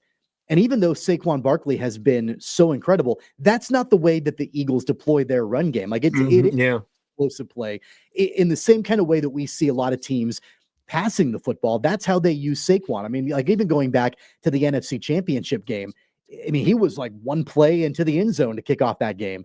That's the way that they utilize it. So how do you think, with the way that the Chiefs run defense has been so successful in stopping lead backs, are they going to have to change the way they approach Saquon Barkley, knowing that it's a little bit of a different mentality that the Eagles have? Yeah, and to your point, the Eagles have had 45 sacks on Hurts. How is that for a running team? I mean, it just goes to show that you're getting chunk yards. You're not doing this 3, 4, 5 yards at a time. I think the biggest thing for the Chiefs defense is going to be to really have that lane integrity, you just can't get caught. You can't let You cannot let an Eagles offensive lineman push you into a spot that you shouldn't be in. And I know that sounds overly simplistic, but engaging, a lot of times a defensive line or a linebacker, their biggest mistake is getting engaged early with the offensive line. You can't do that with the Eagles because Saquon Barkley is so good at reading. You've got to just kind of be patient and then wait for him to make his move and then make yours and hope you're fast enough to get him because he's a quick guy. That would be my take on it. I'd love to actually ask that to Steve Spagnuolo because I think it's a great question. Well, their corners are better tacklers than, than what we've seen the Eagles play. I think the Eagles are going to have to beat them through the air, probably. Jalen Hurts running the ball, Dan, is what worries me. Like, he looked healthy in the Washington game. I think that's going to be the challenge. If we go all the way back with the Chiefs, running quarterbacks and tight ends can hurt them. And the Eagles have a running quarterback with a tight end that's going well right now. I think you just kind of have to hope and count on everybody doing their job. And then what do you do to stop that? Because I envision like Jalen Hurts long run plays is what could really get the Chiefs in some trouble in this game defensively. Yeah, and he hasn't done that as much this season as he has prior, but he had that. It's I think there, it was though. a banged up knee, and that's healed. And so, and you got to expect on this stage, where it all matters, they're going to do everything they can. There's no next week to play for. You can recover in the month of March, April, May, and June. So I feel like you're right. That'll be a factor. And their tight end's really good, man. It's just hard they're a very good team. They're a very well-rounded team. I think you got to spy Hurts to some level. You got to have a guy who says, all right, Barkley's gone left. I've got to stay over here and kind of watch, Hurts. And then they just have to, I don't really think the Eagles, I don't know if they could beat us through the air or not, if that's all it is. It has to be a combination of those explosive plays and some air movement. But again, they give it up 45 sacks. I mean, that's a lot, man. So if they can get pressure on Hurts, hopefully contain him somewhat, the Chiefs can do this. The Chiefs defense is good enough to win this game. I just think it's going to come down to one of those who made the fewest mistakes. I always like getting your insight, Dan, on the mindset of some players coming into games. And I think for me, at least leading up to the Super Bowl, there's one player that continues to come into mind, and that's DeAndre Hopkins. And I know that he's talked, I know, an opening night and even leading up to what this means for him, being able to play in his first Super Bowl. And this is a guy that, is a future Hall of Famer and has done so many amazing things in his career, but he can get a ring with the Kansas City Chiefs. What have you seen as far as his mindset and his energy heading into this game? Yeah, it was interesting. In the Texans game, it broke his streak of consecutive catches, and he didn't get any catches at all, and he targets it all, if I remember right. And so there was a concern of mine how he would handle that. A guy who's used to being the lead, he's used to being the number one guy, and now he's not even an active player in a playoff game. And but he was so focused, man. And these guys, it just didn't get to him. It's the process. It's the way. And he is bought into this Chiefs, locker room, and I really love that because he's been such a good leader with that. It was interesting though last night. If you watch the first 15 minutes of the guys coming up on stage, all the guys that had not been there, Xavier Worthy, Hollywood Brown, DeAndre Hopkins, all had smiles you couldn't wipe off their faces. It's like these guys, look at Hopkins, has been in the league for over a decade, and he's just now getting to taste that and experience that. That's a really cool thing. And there's a number of guys. Samaje Perine is another one. I just think it's amazing what these guys have kind of endured in their careers, and now they finally get to see this. So on the offensive side then, Dan Israel, executive producer of the Chiefs Radio Network, or Chiefs Insider here in New Orleans. On the offensive side, the Chiefs can kind of just do what they've been doing, right? Trust the line enough to let Mahomes read it, but it feels like, again, ball control through a short passing game. I don't know that I like see Kareem Hunt with 20 carries or anything like that in this game. I think you put the ball in Mahomes' hands, and now with all his weapons, you just sort of let them go. Of course, the Eagles do bring that pressure up the middle, which is always a challenge for any quarterback. But don't you start there if you're Kansas City? I think so. I don't want to see you dance with the one that brung you, because that's not the way Coach Reed kind of runs Right. the offense. He's always tweaking, like, we had Juju Smith-Schuster as a stud in the AFC Championship game. So I think you'll see something special, whether that's, I don't think it'll be too crazy. I don't think you see Carson Steele out there running the ball up and down the field, but you're going to see probably some kind of modified Kareem Hunt, Pacheco, Samaji kind of, role playing there between that committee. And then, who'll come out. I mean, I'd love to see Hopkins really be the guy, Hopkins and Hollywood, makes but sense. it would be fun, and it would be a storyline, for us in the media. That's we look for those things, but I fully expect Worthy will play a factor in this too, just like he always does. I just don't think it'll be, you won't see a completely new Chiefs offense, but there'll be some kind of wrinkle in there. You go, oh, I'll never forget the last time we played the Eagles. Coach had identified that two players, when they transitioned from it was a cornerback and a safety, and when they transitioned a wide receiver between them, they would physically turn their heads and look at each other. And so the play was for us, when they looked at each other, to turn our receiver around, as soon as they went, and then when they looked back, he was gone. And it was like, that's genius. That's just genius. So he's going to find those kinds of things, and he's going to exploit those. And that one, we got Sky Moore and Kadarius Toney for 2 touchdowns each on that same play. So I feel like, those wrinkles that'll be in there will be really significant, and they may save them till the third quarter. I mean, that's the way they kind of play these things. And I just think one thing I always feel like you never know at the Super Bowl when the AFC plays the NFC, they really match up. And I feel like this is going to be an exciting one, man. You mentioned a moment ago storylines that the media loves to talk about. Opening night festivities last night. Travis Kelce says he has no plans to retire. And that's, I think, a little surprising, just with the narrative that's been built, over not even this year, but even the last couple of years. Were you surprised to hear that from him? That it, sounds like with that veracity. Yeah, with sure. that veracity. I would have expected more like, hey, look, I need to get to the off season, but I don't want to retire. I mean, I don't feel like retiring yet. I thought it was interesting. So what he said behind the scenes, I thought he was going to propose to Taylor Swift. Is like, what do those two things have to do with one another? Because everybody's written this narrative, and it's got to flow just the way the script is. But yeah, and you look the way he played this year, and you almost have to say he slowed down, but he was still effective in a lot of ways. Yeah, he was. They didn't have anybody. Like what was he supposed to do? Like he made that catch in the divisional round, and he had that wide open space in front of him. And man, he was, to quote Chris Berman, rumbling, bumbling, stumbling. Like he's not as quick as he was. No, that the whole, catch it and go the other direction is starting to get it to him. He slips out, or he does. But here's the thing. He's such a savvy player and clutch player. He reads defenses so well. And when you just absolutely have to have, he's your go-to guy.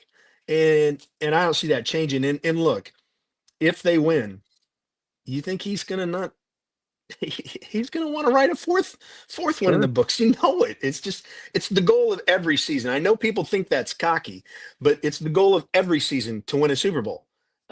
No team goes into a season and says, we won it last year, let's give someone else a try. No, every year they're trying to win a Super Bowl. So if they win it, I just think you'll hear it from the stage. Well, look, I mean, I think you made it pretty clear last night. I mean, I don't think you're that emphatic. It's just, like, I think there's this narrative that he doesn't have it anymore. Yes, he does. Like, he's still really good. Is it different than it was 2 years ago? Maybe. But, there's circumstances to every season. If he still loves it that much, he can make the Chiefs better. I think that's really interesting. The other thing, and we can give you a 1 minute monologue here, Dan. The other thing he said that I thought was funny, he was asked an opportunity to ask the media, and he asked, why are you leaning into the ref thing What does Dan Israel think of the ref thing? Oh boy, I tell you, it got so tired. And some of the big names that were leaning into it, it was like, what are you thinking? The Chiefs are the third most penalized team in the league.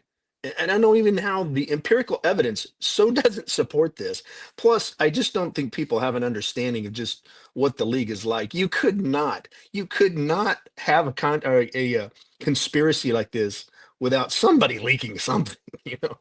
But nevertheless, I've been telling people, hey, I just send my $25 in each week and hope it goes to good. Hey, there you go. And look, just if you could just, that's why we have you here. This year is to let us know what's the script, what can we expect in the Super Bowl. Exactly. Makes us all look smarter, so we appreciate it. Dan, I know you guys have so much coming up on the network. It's going to be a blast. We'll have pre and post game coverage of it. Enjoy another one. History on the line. I think this is going to be an incredible football game. I got the same energy to me as that Bills-Chiefs game did in the AFC Championship. This should be a blast on Sunday. No, I agree with you. I mean, we're hoping for a great broadcast. We're going on. We're hoping to get Tom Brady on. I think it's a very, very low percentage, just because the demands of his time are intense. But we put in an ask pretty long ago, so hoping to find that out this week. But I agree with you. The game itself, I think, is going to be an exciting game. I think one thing, whether you become a Chiefs fan or you've bought into the Chiefs, you're tired of them already.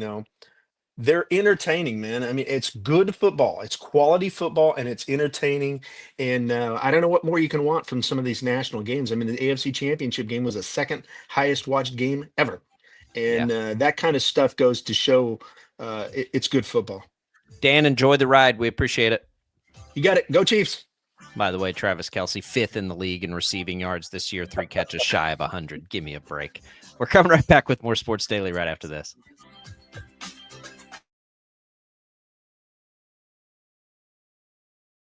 66 counties, 4 regions, and 1 weather team that you can trust. Find Storm Team 12 every weekday at 5:30 on the KSCW. Whatever the weather and wherever you are, Storm Team 12 is zooming in, going zone by zone to give you a more in-depth look at the forecast and some science behind the storms so you know more. We're focusing on the forecast so you can focus on what's important to you. Storm Team 12 Weather Focus, 5:30 on the KSCW. The future of television has arrived. Next Gen TV is here with stunning video, movie theater quality sound, enhanced voice clarity, and interactive features, all upgradable for the future. Learn more at watchnextgentv.com. Sometimes people tell us, I don't get it, it's just tea. But let me tell you, we are so much more than just tea. With 20 plus flavors of sweet and unsweet iced tea, the possibilities are endless. Come on in and try them all for free to find your favorite, or get us on the go for your busy lifestyle. And don't miss happy hour every day. So the next time someone tells you it's just tea, tell them to come by and find out why we say, drink tea, be happy. It's the canvas of our imagination. They tell a story. Clouds affect the events of your day. Sometimes they growl, sometimes they inspire, but they're always the messengers of nature's mood, written in the sky. Storm Team 12 understands the language of clouds. We're dedicated to decoding their message so you know what to expect. Behind every cloud, there is a story waiting to be told. Trust Ross Jansen and Storm Team 12, alerting you first to the impact on your life. When you need help, remember, you're not alone. We are here. We are neighbors. We are together. We are Kansas.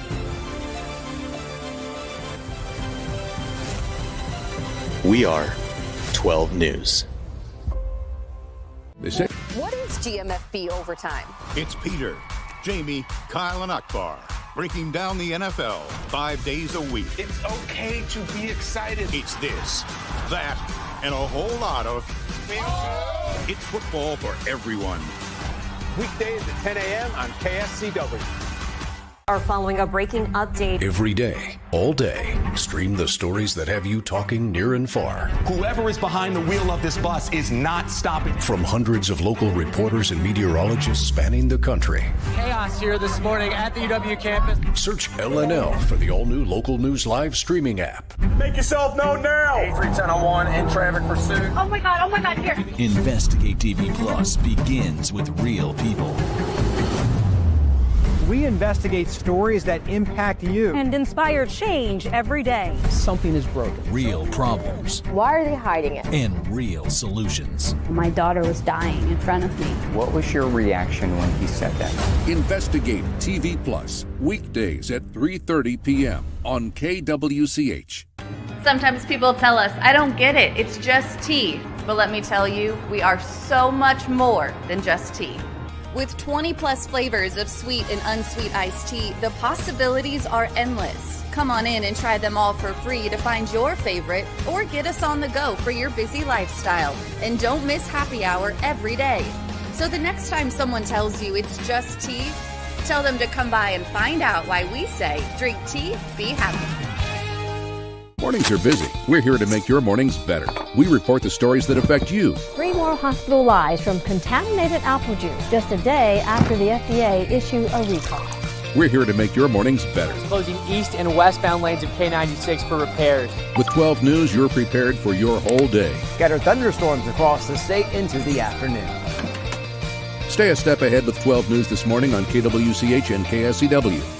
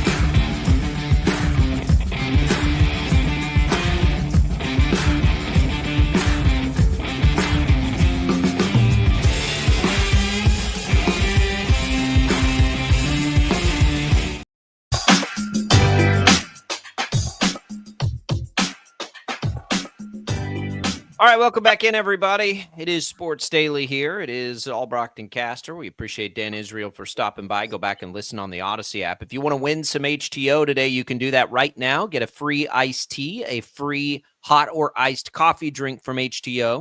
You can get one of each to be used at different times at any of the Wichita locations, east or west, or in Derby. All you got to do to win is text the keyword T to the short code 20357. You can enter once per day. Message and data rates apply. Good luck, everybody. As we come back in. Yeah, the Travis Kelce thing. I wondered if it was just time because he's 35 years old. He's got a lot going on. Sure doesn't sound like a guy. And that's the only part of last night I've had a chance to take in, by the way, is the Kelce stuff. I've got to dig through all that sound later today. But that sure doesn't sound like or seem like, Tommy, a guy who is ready to be done playing football. And for all of those, he's lost a step, people. Like I said this right before we went to the air, he was 5th in the league, 5th among tight ends and receiving yards this year. He almost had 100 catches.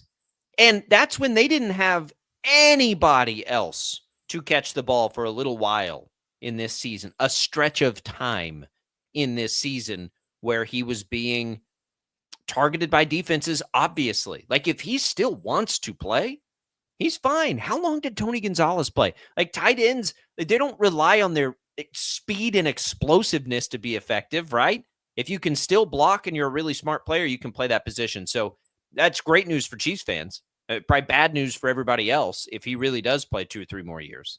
Yeah, I actually felt like when you want to talk about struggles, I felt like he struggled more last season than he did this season. He had the drops last season, and everybody did on that team. Like, that was just kind of a symptom of the Chiefs season last year. And yeah, he might be a tick slower. He might be a little older, all of that. But I felt like he actually performed at a higher level this year than he did last year, for sure.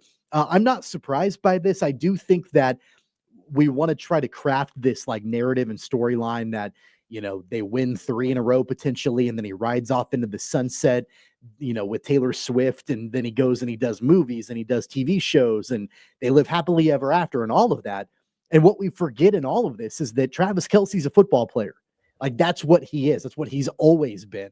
He's always done that. And sure, he has set himself up really well for the future, and whatever those future endeavors look like for him in entertainment or business or whatever it is, all the above, that's great. But I think he also knows once you hang that up, there's no coming back. And that's been his identity for so long. And I think, if I were him, I'm thinking to myself, man, how long can we keep this going? Like, can we stretch this out even longer? And I think that's why it's always been so surprising to me that there's been this conversation about him retiring and Andy Reid retiring and like all of this, because it's what they know, it's what they do. And why walk away from a good thing? It's for sure. And they love it, and they're still good at it. I think, for Kelce, and this is different even than Andy Reid, and maybe Chris Jones eventually falls into this conversation. It's so unique. The sports, it's upside down than for the rest of us. Your prime comes at the very beginning. Only, if you're lucky, 10 years, and then it's gone. And then you don't ever get that back. Like, for the rest of us, you start at the bottom and you work your way up for the rest of your career. And so you that first 10 years, you're kind of grinding it out, and we all hope. And then the next 20 or 30 can be the glory years of our careers, right? You go to pro sports, and it's like the first 10, and then it's all downhill from there. And you never get to do that again. Like, once you're done as an athlete, like, that's it. You can do something else in the field. You can coach, you can do whatever. You can be an analyst. You can talk about it on TV, but that's it. And I would imagine he can have conversations with his brother, who is thriving in the media industry, who probably, if I had to guess, misses playing football a great deal. And so, yeah, if he wants to play, go for it, because, he's got a chance to be the GOAT if he continues to do it. Right now, it's a conversation between he and Tony Gonzalez and Rob Gronkowski, probably. He plays 3 or 4 more years, it may not be a conversation. It may be a slam dunk, no doubt about it. That probably matters. He has a lot going on, but he's handling it fine. Anybody out there doesn't think he's handling all this fine? He's a game show host. He's dating the biggest celebrity in the world, and he's still a star tight end in the NFL, and he seems to be doing just fine. I think you can also point to what the Chiefs have done potentially for the future at tight end, which really, like, I don't think you look at their roster and you're like, all right, we feel good if Travis Kelce walks away. Noah Gray, I think, is a fine backup tight end. He had a stretch of games where he played. You asked me if he was the future, and maybe, but the future. But they also, went out and drafted a tight end who's not ready to take over. Like, I think that if the Chiefs had really felt like Travis Kelce was walking away anytime soon, they would have been a little bit more aggressive in figuring out what the future without him looks like. And I don't think that they've done that, because I don't think that they're ready to hand the keys over to Noah Gray or anybody else. No, I don't think they need to, but I do think they were aggressive in. They've drafted receivers all over the place. They brought in Hollywood Brown. They went and got DeAndre Hopkins. Specifically tight end. Well, you can't replace, but you can't replace him. What I'm saying is that I think that we could have gathered some clues based on what they did at that position to sort of point to or indicate what the future was for Travis Kelce. And I don't think that any of the moves that they've made at that position would lead me to believe that they would be expecting Travis Kelce to walk away anytime soon. I don't think they know. So here's what I think.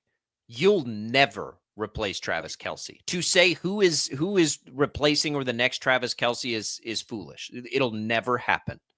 I think you just do different things on offense than you've been able to do with Kelce for so long. So I think that's some of where the Chiefs have attacked pass catchers in general. But I mean, there's never been any indication. Travis Kelce's never said anything. His teammates have never said anything. Nobody has ever given us an indication that he's at the end of his career. Never. Not that I can remember. It's just people assuming because he's got so much going on that he's ready to be done playing football. And then you hear and I lied, I did hear a little bit of Xavier Worthy. I've just seen a few snippets this morning. You hear him talk about what it's like having Travis Kelce as a teammate. You see Adam Teicher's great inside story going into talking to teammates throughout Kelsey's history and some of the stories, how he intentionally, I don't remember if it was Charkandrick West, somebody was late because of traffic to a meeting, which is not okay in the Chiefs building. And Kelsey said, you'll be fine, waited for him at the hotel and was late with him so he didn't have to be late by himself to help his team. Like, you hear that kind of stuff. I'm like, why would this guy ever want to stop playing football? I think you're going to have to put him in a wheelbarrow and carry him off the field. Dude loves football as much as anybody's ever loved football. So I was glad to hear him say that because I'm not ready for him to be done either. I think he's one of the more entertaining players in football and personalities. Much more on the Chiefs as we make our way through. Tommy, real quick, let's get a look at the shockers tonight. Charlotte is the opponent, which is good news, I suppose, because that's the only team in the American Athletic Conference through 8 games that they've had a win against. I mean, I shouldn't laugh. Just being honest here. Yeah. It's on the road. I will say they played a good game against North Texas. Couldn't get it done at the end, but at least we're seeing that, and we'll see what happens. Let me look at the opening line on this. I haven't looked at that yet. I would imagine Wichita State is favored by. I'm looking right now. I'll bet you they are, because they beat them at home by 9 last month. So I would imagine that they're probably favored by 4. They're 4.5. favored by 3. They're favored by the 3-point road favorites tonight. Don't like that line. It doesn't mean anything, right? Like, there's not much else on the plate here other than you'd like to see them start to play better. Anything that they do, this is the exact same place we were last year, which is so frustrating. But anything they do is going to have to happen through the conference tournament. So what are we looking for the rest of the way? That they play better, that they play consistently, that they are respectable and have a chance to beat Memphis at home. UAB, they don't play. They got a big win over North Texas, but Wichita State gets North Texas again. So, like, can you take your chances against some of these top teams? Maybe when you're on national television, both the Memphis and North Texas game will be. So will this game tonight against Charlotte. Just play better so that by the conference tournament, show us that you are capable. No, they do play UAB. My bad. Show us that you're capable of beating anybody in this league so that when the conference tournament comes around, that can be our mini NCAA tournament. I mean, that's it. Yeah. I remember, I can relate this back to my own career. I remember taking a job one time where it was a total rebuild.